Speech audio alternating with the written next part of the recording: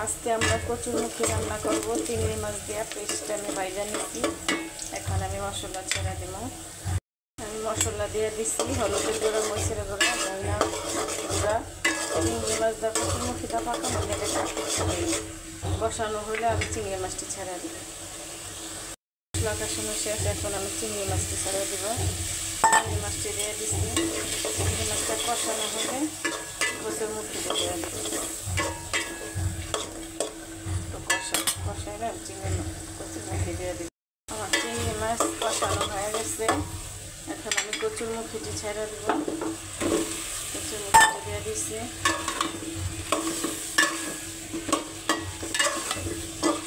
কচুরমুখীটি কষানো হলে একটু পানি দিয়ে দেব। আমার কচুরমুখী কষানো শেষ হয়ে গেছে। এখন আমি একটু পানি দিয়ে দেব। পানি দিয়ে দিচ্ছি সিদ্ধর জন্য। সিদ্ধ হলে ধনিয়া পাতা দিয়ে দেবো। ধনিয়া পাতা দিয়ে নামিয়ে ফেলব। এখন আমি ধনিয়া পাতাটা দিয়ে দেবো। ধনিয়া পাতাটা দিয়ে পরে আমি নামিয়ে ফেলবো। ধনিয়া পাতা দিয়ে দিচ্ছি। ধনিয়া পাতাটা সিদ্ধ হইলে আমি নামিয়ে ফেলব।